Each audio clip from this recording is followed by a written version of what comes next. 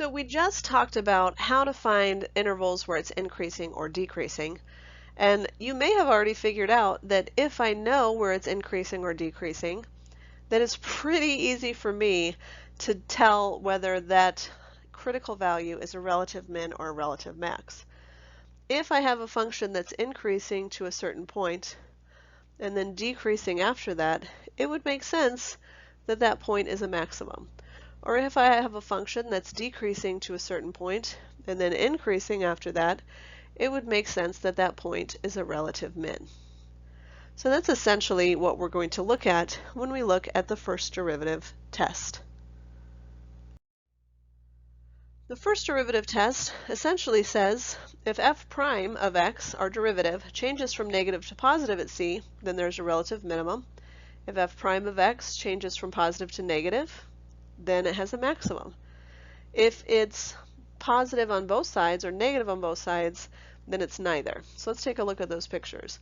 This is very similar to that picture that I showed before. It was decreasing to a certain point, then increasing, so it makes sense that was a minimum. This guy was increasing to decreasing, so of course that's a maximum. Then of course we've got increasing to increasing, and that is neither a min or max, or decreasing and decreasing, which basically just means it levels out for a minute and then continues going in the direction it was going.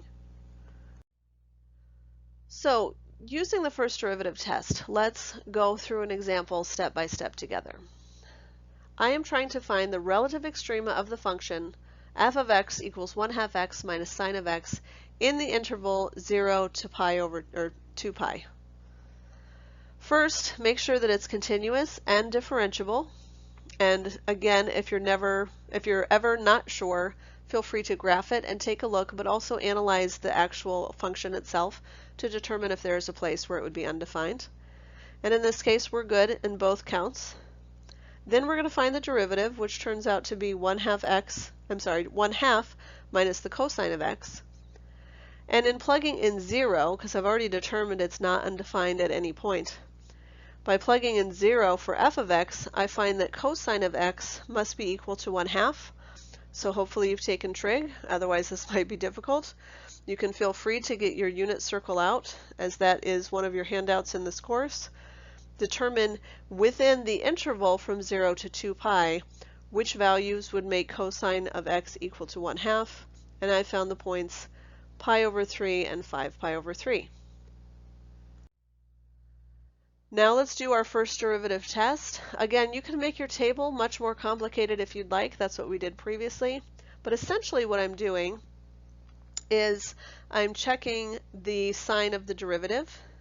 So in the last video, I showed a row in between here that said test point. And then I showed in between here the value of f prime of x. So essentially what I did is exactly what I did on those old ones, but I didn't do either of these columns. I just did the math in my head, and that's perfectly acceptable. I don't need to see what number you plugged in or what value you got. I just need to know that you determined negative, positive, negative. So once I know that, again, I would, if I were asked to find intervals of increasing, decreasing, I would say this function is decreasing from 0 to pi over 3 union from 5 pi over 3 to 2 pi, and that it's increasing from pi over 3 to 5 pi over 3.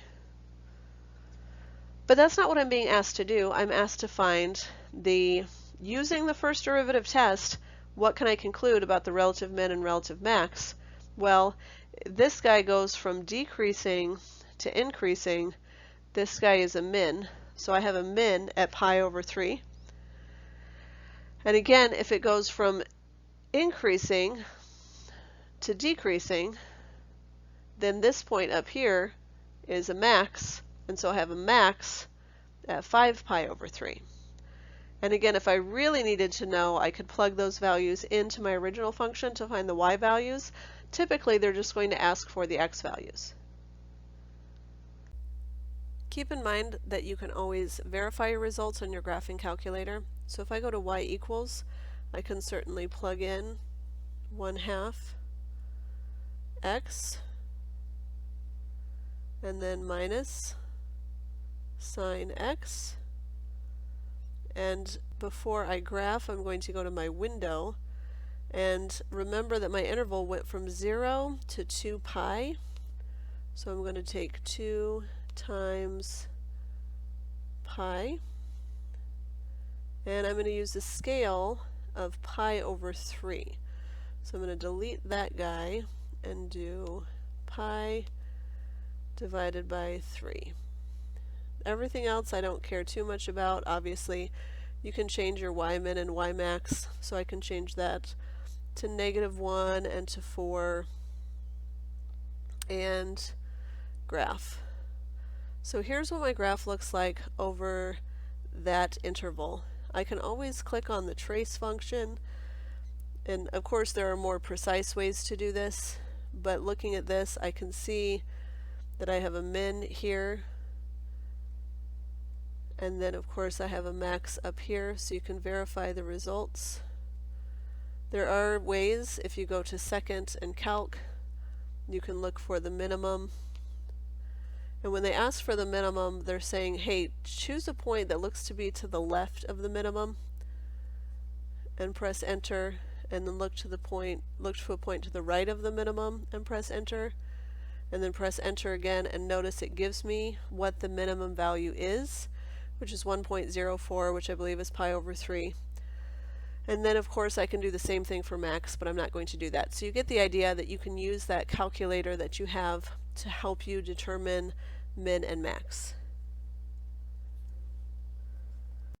One last question for you to try on your own. Again, feel free to check it on your own using a calculator, but I do want you to go through all of the steps here to find the relative extrema, which means find the derivative, probably have to use that general power rule here and the chain rule, you get the idea.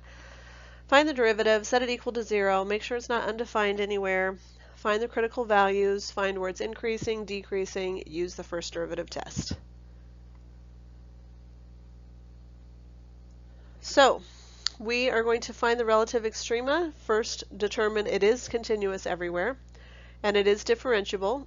And the derivative, obviously, I had to do some math magic here because I had that general power rule, chain rule. You get the idea. I had to take it 2/3 times the original function to the -1/3, and then the derivative of the inside was 2x.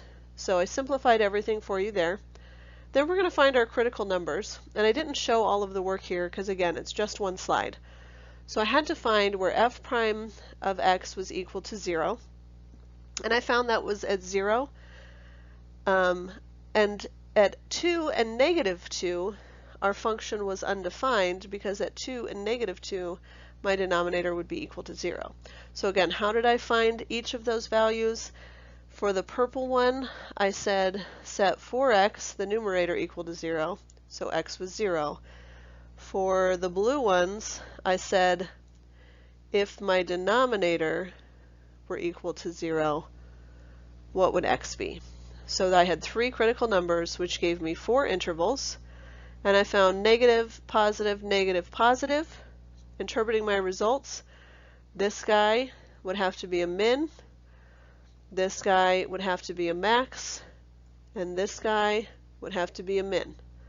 And that's exactly what I did here. Now again, I can specifically find the points, but depending on what the question is asking, typically I'm just going to find the x values.